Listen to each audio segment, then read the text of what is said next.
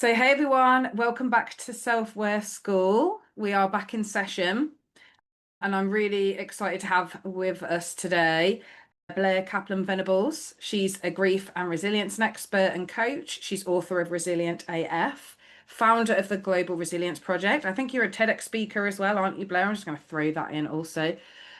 And as per the intro, that you would have heard. Today's lesson is all about becoming more resilient and bouncing back from setbacks. Really, just a lesson around real resilience, emotional flexibility, owning and finding your strength, even when life throws the unexpected at you. Because I know from my experience, resilience is something that a lot of my clients speak about. So, welcome, Blair. Thank you so much for coming and joining. Thank you so much for having me. This is quite the honor. Oh, that's so kind. So, first of all, we start always with a bit of intro, Blair. So, you're our teacher today. Let us know a bit about you, who you are, how you came to do the work that you do around resilience. Right. Yeah. It's a really long story, so I'll give you the Coles Okay. Notes. So my background's actually in marketing and public relations. When I was 23, I started my business. So 17 years ago, social media marketing, publicity. So I've had a lot of experience in like growing brands. Mm. And I never thought in my wildest dreams this is what I'd be doing coming up to age 40. I'm the daughter of a man who lived with a drug addiction and a child of divorce.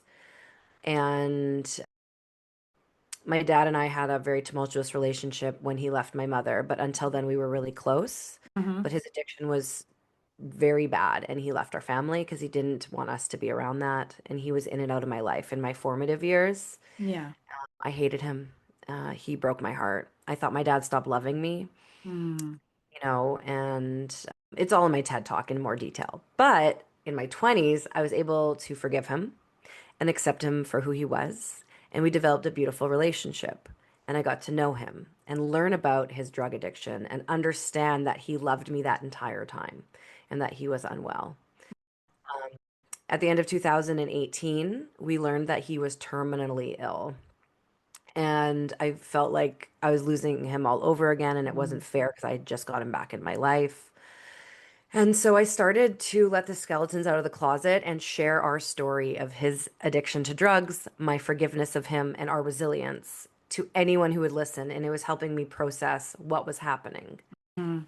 And our story was inspiring people to choose sobriety, to fix relationships with family members before they died, to get counseling, Mhm. and to share their stories.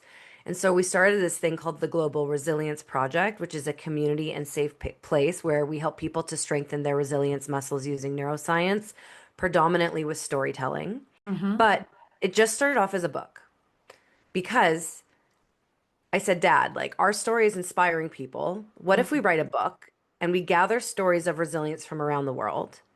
And we start the book with your story and we end it with my story. So when you're no longer here, our story can still help people. That was the only plan. It wasn't to start this global movement. But in a very short period of time after announcing the project, I was faced with a lot of challenging times. Some of them, not all of them, were I lost my grandfather, who was like my dad, and then on the way home from his funeral, got in a car accident on the highway and suffered a brain injury. My Wow. husband almost died. He had a heart attack and quadruple bypass surgery. He's alive and fine now. Good. Good. Yeah. We struggled with fertility and we couldn't get pregnant. The pandemic happened. We stopped trying. We got pregnant. We miscarried. 3 weeks after the miscarriage, we suddenly lost my father-in-law to a 3-week battle with cancer. And then 3 months later, my mother suddenly died after a 3-week battle with cancer, still at the height of the pandemic. And then within the same year, lost my father. So my mom and dad died in the same week, but a year apart. And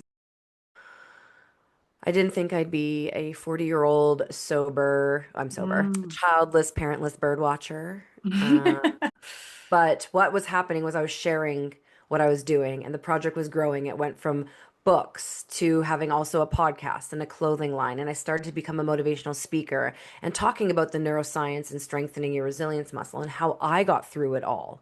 Mm. I got through it all. And I'm going to be healing the rest of my life. And I think, we are the walking wounded. But what was happening was that people were coming to me for support. Blair, my mother was just diagnosed with cancer. I'm going to need some help. Hey, I just lost my dad. I need some support. Oh my God, I want to choose sobriety. I'm struggling. Please help me. What resources are there? And so the grief and resilience expert and coach came quite naturally because in the world of social media, I was a thought leadership social media publicity coach. So I Hmm. have the experience with coaching and I have the life experience with grief and resilience, started this whole movement, became this global speaker.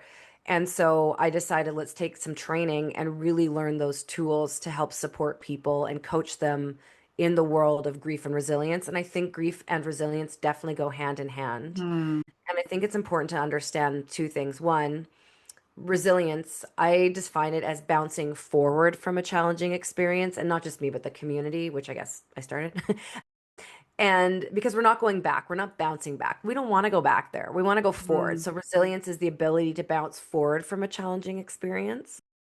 And I believe we're all born with a resilience muscle. You can't see it. It runs through every fiber of our being from the top of our heads to the tip of our toes. And like any muscle, there are things that you can do to strengthen it. We all have it. We are all resilient. So in a time of crisis, you instinctively are using it. But what if there are things that you can do everyday micro things so that when life gets hard, you can Hmm. bounce forward stronger. And so Hmm. that's really what I focus on. And I've created a navigating grief framework that follows a process based on neuroscience to help people move through their hard times. Okay.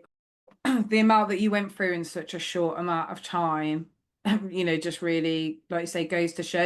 And I think something you said there as well really hit in terms of like you're still healing. That's it's sort of part of a conversation I've just recently had with a loved one is you don't necessarily stop at like the fixing or the becoming resilient at one thing. It's like an ever growing thing, isn't it? Yeah. But you touched on it a little bit there into what I'm about to ask you, but I want to touch on or speak about what most people misunderstand about resilience because we hear the word resilience all the time, but I think sometimes it does get a bit misunderstood. So you've spoken there about that idea of being able to bounce forward and about strengthening that muscle, but what does resilience actually mean to you and how is it different from being strong or just being able to push through and keep going? So it's really interesting you asked that. So I think something like I decided to reclaim it. Like it wasn't like I feel so bad for you. You're so resilient. Like no, Mm, like I want it to be more of I'm claiming to be resilient and I want it to be something I'm proud of, not something that people are looking at me with pity, labeling me as. yes. And I think there's that reframe there because a lot of times people are like, wow, you're so resilient, you're so strong. It's like I really had no Mm, choice. yeah. Like you keep going or you die. Like Yeah. really, like to be very blunt, like you have to keep putting one foot in front of the other and they could be really baby steps. But to me, being resilient is moving forward. It's bouncing Mm. forward. It's putting one foot in front of the other. And some days that looks like ordering ice cream from an app to be delivered to my face and binge watching a Netflix series. And some days it's waking up at 5:30 a.m. and going on a hike. Being resilient is surviving. It's Mm, moving forward. It's, getting through those peaks and those valleys and getting to the other side of that challenge. definitely. And as well, I think it's getting by, but it's to me as well, there's that element of not just okay, like you say, sometimes you are just going to be surviving. It's just about getting through that day, no, and waiting for that kind of better day. Mhm. But I think sometimes as well, the resilience is like how quickly you can get back to like that sense of like happiness or optimism or joy or whatever you've got as well.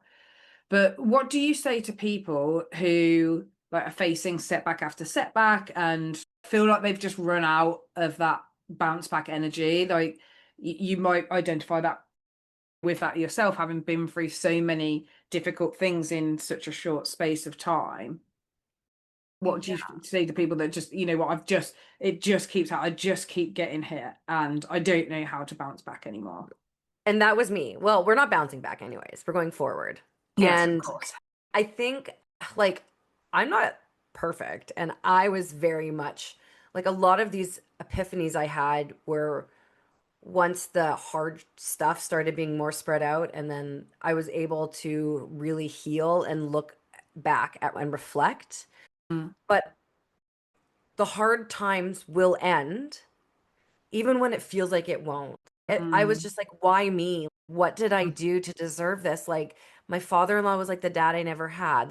Like all I ever wanted was to be a wine drinking soccer mom and to spend my summers in like this, my winters in the warm sun with my mom and my baby. And I had this life I pictured, and like, why me? What did I do? Like, I'm a good person. And I realized like I didn't do any of that. I didn't mm, cause my mom to die. I didn't cause my father-in-law to die. I didn't cause my dad to die. Like losing three parents and a baby in a very short, like a year and a bit, like that's a lot. And I mm, did think, oh my God, but then it's, I'm never gonna have to bury my parents again. Did mm, that. So it's a lot. There's a lot. So my advice to you guys out there who are feeling like you're in this depth of like never-ending hell, mm. you will get through it. You will bounce forward, but you have to put one foot in front of the other. Like the definition of insanity is doing the same thing over and over Mhm. again and expecting a different result. And that applies to like if you're not doing anything, you're not really moving forward. Yeah. So you need to start taking those actions. And they don't need to be super big, but like my navigating grief framework is available on my websites, both my websites, theglobalresilienceproject.com and blairkaplan.ca, but it's like a checklist. It's what I Mhm. wish I would have had. And it's like little things like, when was the last time you went outside? Can you get outside for 10 minutes and be in a green space near trees? That Mhm. will lower your stress hormone. Mm. When was the last time you put on a feel good movie? Are you watching doom and gloom? Are you listening to murder mysteries? Mm. I'm such a big person for that. I say really protecting your energy, like listening to the murder Oh, documentaries and podcasts. Yeah, I get there's a human fascination with it, but it's just no good. listen, when all that happened, like my one of my mom's favorite shows is Grey's Anatomy, and it's been on for a million years. Yeah. And so like it's interesting because my sister, she's our mental health director. She's a palliative therapist. We're both in the grief space. But when this happened, my sister's comfort show was Grey's Anatomy. She would Mm. binge watch it where I couldn't watch it because it would trigger me. And I Mm. only watched things that brought me joy, like my comfort shows, Sex in the City and Yeah. Friends, and or like feel good movies. And Empire Records is like my favorite movie from the 90s. And like one of the things I talk about in my TED Talk is like what you put in your face holes matter. Yeah. What you watch is important. What you listen to is important. Like the news during the pandemic or the Yeah. war in the Middle East, like it's triggering. Mm. Don't have the news on loop. Set up your news alerts maybe for certain things, or if something urgent is, Yeah. someone you'll hear about it. Yeah. If the news is making you Absolutely. feel worse, Yeah. don't do it.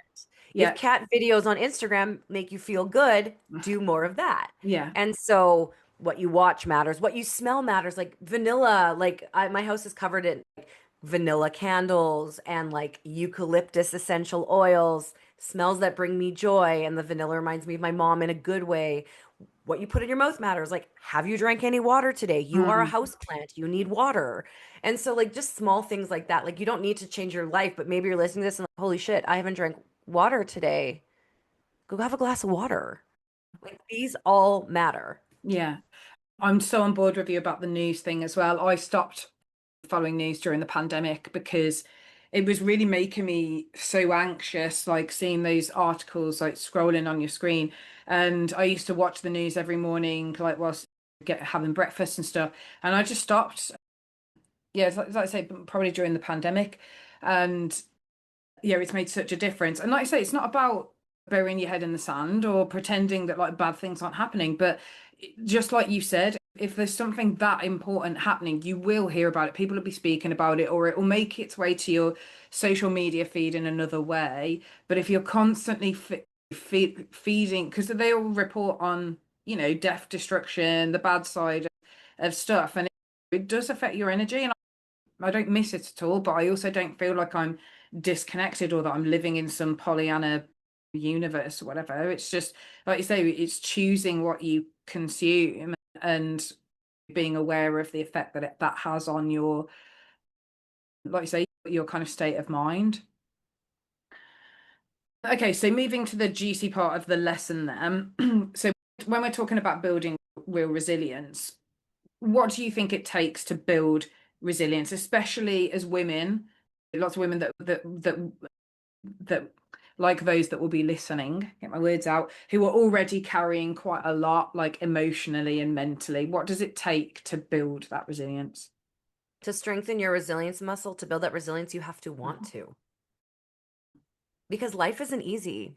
Listen, there's lots of beautiful moments, but there's a lot of hard shit. You're going to go through grief. Someone you love is, if they already haven't already died, like someone you love is going to die and it is going to change your life. It is going to rock your soul. Someone's Mm, going to get injured. You may have a life-changing experience with illness or injury. And I don't mean to be doom and gloom, but it's real. And I was living in yeah. La La Land and then everyone died. I was like, oh, okay. Mm, Holy shit. And so you have to want to have the tools.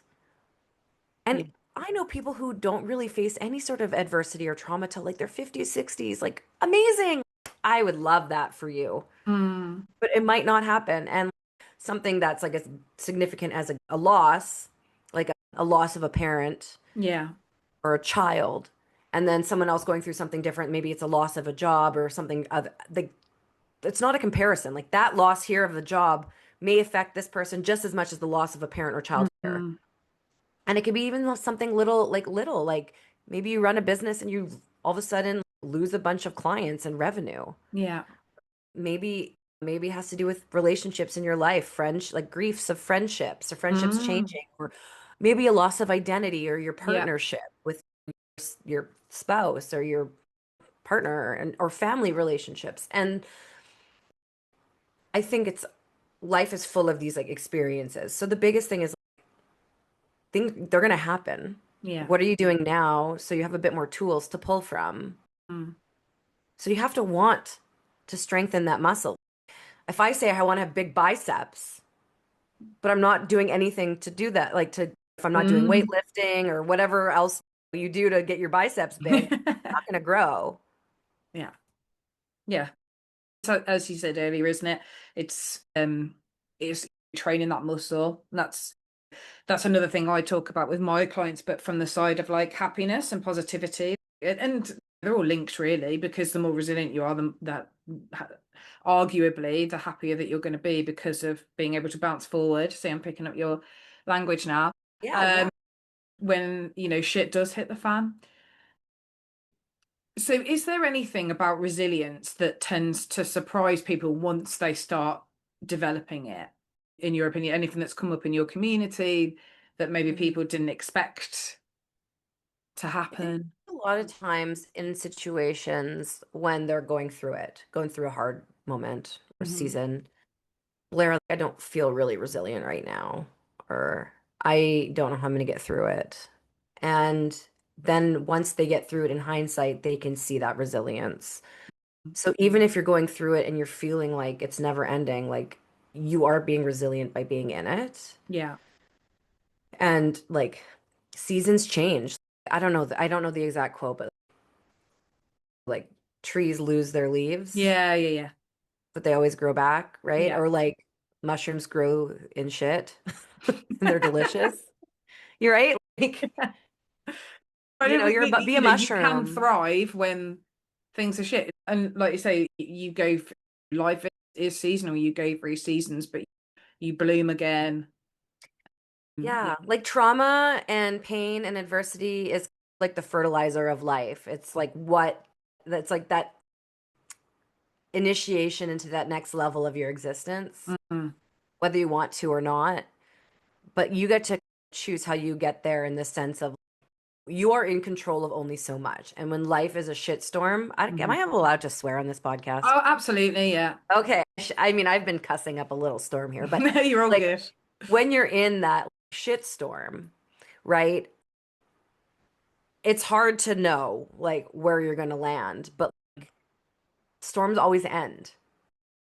Storms always end, and it's usually not until like you realize in that storm like what can you control and take control of those things. So Yeah. like losing my mom and like all those people or my husband almost dying, there's so much out of my control. Mhm. And I got to the point where like, what can I control? Like I can make an appointment with a grief therapist. I can go see a death doula. I can journal. I can go do plant medicine. What are those things that you can control? Mm. Add those elements in. You can control nourishing your body even if you want to eat ice cream every day and bagels every day and gain 40 pounds like I did. It's hard to lose because my nervous system was shot, but when you're in survival mode, do what you need to do, but also add in the things that you're in control of because so Yeah. much will feel out of control. Yeah. Awesome advice. So I want to speak to you a little bit about resilience and optimism because similar to you, I went through a very long fertility journey. Treatment didn't work out for me and my ex-partner. I also had two very early miscarriages, and that whole experience that was years long absolutely and fundamentally changed me as a person and ultimately led me to where I am. So I don't have any regrets on how I didn't get my happy ending, as it were, but I've made peace with where I'm at and I'm happy with my life.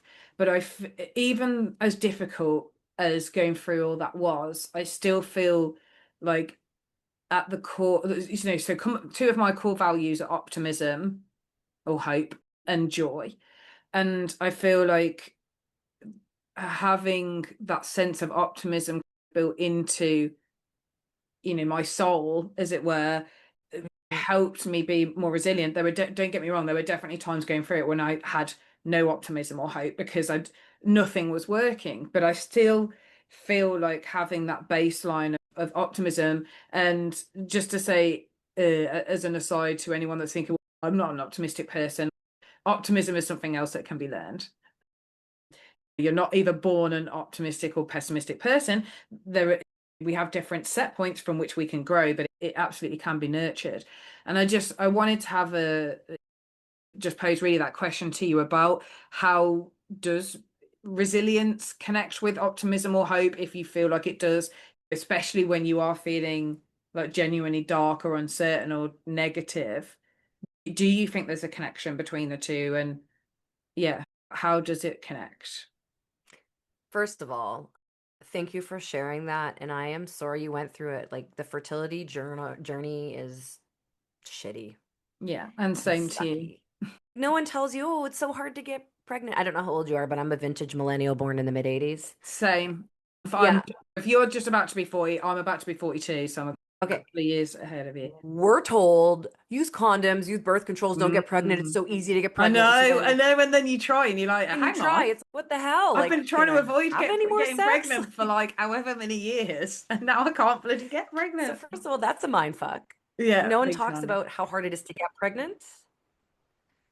I keep giving you a thumbs up. No Yeah, one it's talks fine, about don't how hard, worry. yeah. No one talks about how hard it is to get pregnant. No one talks about how hard it is to stay pregnant. And for Mm. those of you who did both of those on the first try, amazing because it's Yeah, 1 in 4 people struggle with miscarriage and yeah. I don't know the stats on infertility, but I think it's one in some say 1 in 6, some say 1 in 8. look Yeah. at us. Yes. So I'm sorry you went through all that and it's yeah, I'm on a journey too. I was very confident that after the miscarriage, I was like, Shane, like we can still do it. Shane's my husband. I was Yeah. like, we can still have another baby. Like we can do it. And I was like, that carried me through the miscarriage, although it was still like very devastating. But Mm. 3 weeks after the miscarriage, Dave died, my father-in-law. And Shane and I were lying in bed and he's like, I don't think we should do it. My dad's not here. I'm like, don't worry, we have my mom and your mom. And then my mom Mm. died 3 months later. And my mom's journey was she learned she had cancer and was told she'd be fine, was in pain and went into the hospital and they're like, Sharon, you're covered in tumors. You have 2 weeks left to live. Wow. She died 3 days later. And when they said to her, you have 2 weeks left to live, I was with her and the idea of being a mom died with her and never came back. I Yeah. waited a whole year and then decided to put an IUD in. And Shane didn't want to be an old dad. He's 9 years older than me. He lives with type 1 diabetes, has a bad heart. 3 of our parents are dead. We're like, not our story. Maybe the moment's passed. It allows me to do the work I do and mother in a different way. And I'm a really good aunt. I'm like fun Auntie Blair to all my Yeah. friends' kids. But the optimism, like, you have to start changing the way you look at things. Like, Mm, I don't know how to do that for anyone but myself. yeah. And it might start with little things like glimmers. So, there's triggers. Grey's Anatomy triggered me, made me feel sad. Yeah. Or I might see a mother daughter. Like, there are times when I see my friends with their kids, and most of the time I'm joyful, but sometimes I'm like, that could have been me, Yeah. my little girl. And that makes me feel sad. But there's also glimmers. Glimmers is the complete opposite. Those moments where you just feel joy. And it Yeah. might be like the sun hitting you through a window, or a feather falls and you feel like it's the energy of a loved one who's passed, or your favorite song from your childhood all of a sudden is on the radio at the grocery store. Those are glimmers. So, an invitation to you is start pausing when you see those glimmers. Maybe you smell something delicious, or a beautiful flower has popped up and you want to stop and admire it. Start adding little things in like glimmers. And the second invitation is if you're having those moments of pessimism, like, woe is me. Oh my God, why did my skincare run out? Look at the positive side, right? Oh my God, I've been using it and I look so young. I've been told I look in like I'm in my 20s, and there's a filter on this, but look at the opposite. Like, if you catch yourself feeling very down, also say something that's the complete opposite, the positive side of things. The glass Yeah. might feel half empty, but it is also half full. And Mm, start small, right? Like, maybe you're listening to this and you recently had an experience where it's like a pessimistic comment or feeling, but what's the benefit of that situation? yeah. This is empty and I get to order more. Yay, Yeah. spending money, but also my skin's really great because I Yeah. use it. And I'm in the fortunate position to buy myself some more. And and that's just an example but maybe it's something as simple as you live somewhere urban and like you hear shopping carts and lots of sirens and noise, and then you're like, wait, like, how lucky am I that I can afford to live somewhere like this and have so much Mm, access to such a lively neighborhood? Or maybe, so just like look at your life and start thinking about those positive things. yeah. And one of the secrets I teach, it's not so much a secret because I've been talking about it a lot, but this is tool I think is one of the biggest tools that got me through life. I've started doing it in 2016 before my life imploded, Mm, but practicing gratitude. Okay. mm, This is something anyone in the world can do. And the specific practice is if you, at the same time, every single day, list three things you are grateful for from the past 24 hours in detail, and you do this for a minimum 21 days, your brain starts to rewire so you see the mhm. world in a more positive way. It's based on Yeah. neuroscience. I heard this in 2016 from a Sean Acor on a TED Talk. I was like, this sounds like BS, but like, I love free. It's my favorite four-letter F word, and it's a free tool to be happier. And I am a neurodivergent, depressed girly, so I'm going to do it. So what I did was I opened up my phone and I set an alarm because I'm not going to remember to do it unless there's an alarm. Hmm. And I labeled it the gratitude alarm, and I set it for 9 p.m. and it's been going off every single day. And so, whoever I'm with, we list three things we're grateful for from the past 24 hours. So, like yesterday, last night, Shane went fishing because he had a quiet work day. He was grateful that he got to go out fishing because he had a quiet work day. And he listed two more. I was grateful for our cats. I have a 5-month-old kitten and a senior cat. And I was just so grateful to be like covered in cats and sitting on my couch. And Hmm. so every day, Shane and I do it. And Shane and I travel a lot. So when we're not together, we text each other. And sometimes the time zones are really off and it's hilarious. When he was in the hospital for 3 weeks with his heart attack, 2 weeks leading up to the surgery, and a week after, we did it every day. Me, him, his mom, his dad, and Gord, his roommate. My mom on her deathbed, the day she went to sleep her final time, my sister listed three things she was grateful for. I listed three things I was grateful for. And then my mom says, I'm grateful for you and you. And we're like, who's the third you? And she goes, me. You really have no excuse. And what happens is if you do this, when you do this for at least 21 days, you just start to see the world more positively. And so, an invitation to you would be open up your phone, commit to a time. I like to do 9 p.m. because it's the end of my day.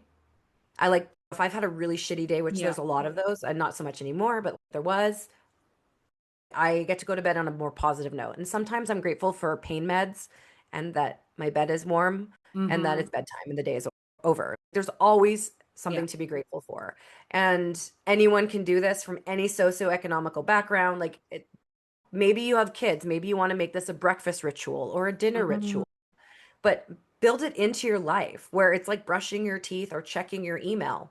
Add a gratitude practice in, and you'll start seeing the world more positively.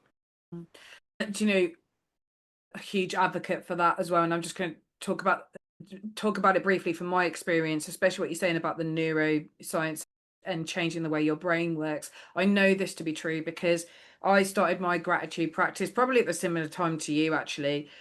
And it was when I was going through the fertility journey, and it was like one of the things they were like, be great, write a gratitude list, support your mindset, etc., etc. So I think at first I just did it as something to tick off to say, look, I'm being positive and I'm changing my mindset and my baby's going to come along anytime soon. But uh, actually, what I found the more that I did it is it literally does train your brain. And now I do it religiously. I've got a planner here that's by me. I literally live by this planner. I absolutely love it. But it has a morning routine and an evening routine. And the morning routine, you write down three things you're grateful for or excited about.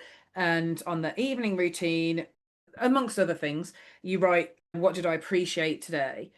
Which Mhm. is just a slightly different question.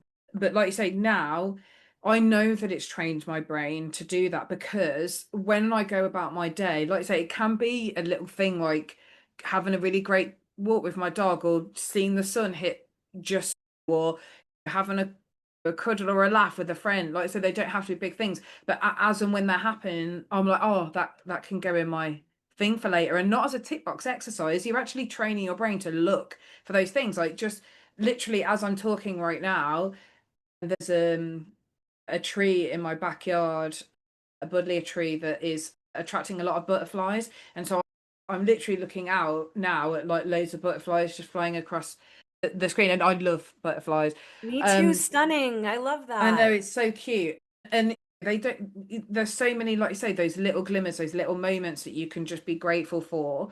And your brain, if you do that, and like you say, you make it a habit, your brain is searching for those things. And the more you search for things to be grateful for and positive for, the more reason you have to feel that way. And like you said, that all ties into the resilience. So yeah, I just wanted to Mhm. big up the old Yeah. gratitude practice because I feel like a lot of people go, oh, another gratitude list. I've tried that before, but you No, know, and like even you don't have to write it down. Like just say it out loud, even if mm, you're alone, and then and be detailed. Like, yes, I'm grateful for my family, but I'm grateful for my husband and that he loves me. If I was being kind of a cranky pants, like he loves me at my worst and puts up with me and just tells me it's gonna be okay. Be detailed yeah, because something like, oh, I love my family. That's amazing. But yeah, why today do you yeah, specifically love your family? yeah. No, that's an excellent extra little thing for us to be thinking about. So bringing it back to the self-worth link then, because we're all here about self-worth school and becoming our happiest, most confident selves. Where do you see the link between resilience and self-worth and how women start to trust in their ability to bounce forward, even if they've lost their self-belief? Mhm. I think what's really important is to know that if you're not taking care of yourself and you're not showing up for yourself, you can't show up for anyone else, your family, Mm, your clients, your friends. And like you're here for a specific reason in this lifetime, in this body, on this planet. And you, by even just listening to this, watching this, like you care. You care mhm, enough to move the needle and the dial. And I don't think your self-worth needs to be tied to your profession or your identity in your family system. I think it needs to be tied to you and how you're showing up. Because if you're not showing up for yourself and you're not taking care of your mental health, mhm, it's doing a disservice to everyone in your life. And so even if you're just in survival mode and you're just getting up and getting through the day and doing what you need to do because you're in that type of season, that's enough. Yeah. That's enough. And if your 100% today looks like 10%, from the past, that's Hmm. okay. Like you Yeah. don't need to do it all. It's okay to say no. It's okay to set boundaries. Like your priority is you. Yeah. And that's, like I say, that's that self-worth piece, isn't it? Knowing that it's okay for you to be a priority, and actually you do need to put a You certain, have to be a priority yeah. because if not, your health will suffer. I lost a lot of hair. Like my hair's finally growing back. Like it's thick, but like my hair, I've lost chunks of my hair. My skin was bad. I was getting weird rashes. I gained a lot of weight. I was sleeping. My depression was exasperated Mhm. until I started doing these things to take care of myself. Yeah. And you're not going to go like that and all of a sudden be okay, but you have to No. do these micro things and you have to do them Yeah. consistently. You have to value yourself enough to know that you're Mhm. important enough to do them and look after yourself. Yeah. Absolutely. And it's okay to get help. You're not meant to do it all alone. You're meant to be with community and professionals. I have scissors, but I'm not a hairdresser.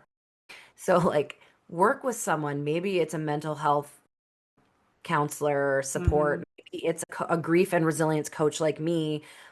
Maybe it's going to a support group, Yeah. but you're not meant to do it alone. And it's not asking for help. It's like stepping up saying, I deserve help. And we're ready to help you. Yeah. Okay, so we're coming to the part of the lesson where we talk about the key takeaway, the lesson takeaway. So, if there's one thing that you want our listeners to take away from this conversation about resilience, so one thing out, if they listen to this episode, what's the one thing that you would want them to remember? That's a loaded question. Okay. I know. It's okay to not be okay because you will get through it. You just have to put one foot in front of the other Mhm. because you are resilient AF. Nice. Excellent. And then we've got our listener homework. Now, you've already basically, this is like a small, powerful action that you can do. Now, you've already mentioned your gratitude practice, which probably fits in real well. But is there anything else that you would suggest to anyone to build or reconnect with their resilience? I know you mentioned your like checklist, and maybe that's something that would be Mm. good for people to check out. But yeah, anything else that you would suggest to someone to Am I able to give them a link for a workbook? yeah, absolutely. So if you share that with me, I'll pop it in the show notes. So anyone listening to Mm. this, if they want to have a go, have a look there. But yeah, tell us what it's Okay, a it's little the bit about. 5 secrets to strengthening your resilience muscle workbook. So it talks about what each of those things are based on neuroscience, and it's like a workbook, like a checklist to Hmm. help keep you accountable to do those. So your homework is to download it and go through it. And it won't take a lot of time. And if you love it, you can print more pages or do it digitally. But I love my lists, and Me it's too. essentially a checklist of what you need to do to move the needle in these specific ways. Awesome. So we will share that in the show notes for anybody that would like to have that and download. So thank you so much, Blair. Thank you And for a big thank you for being our teacher today in self-worth school. I've honestly enjoyed this conversation so much. It's been so much fun to talk about resilience. Who knew? And I hope everyone listening, I hope you've had a lot to take away from this to move forward with, that you've enjoyed listening to Blair and I speak about this. As I say, we'll share some stuff about Blair in the show notes as well. So do go follow her. And yeah, just a big thank you, Blair. It's been awesome. It's an honor. Thank you. Thank you. So, everyone, I hope you enjoyed today's episode. What I really love about Blair is how honestly she shares that resilience isn't about toughing it out or pretending that everything is fine. It's about being human, asking for help, and slowly building the muscles to rise again.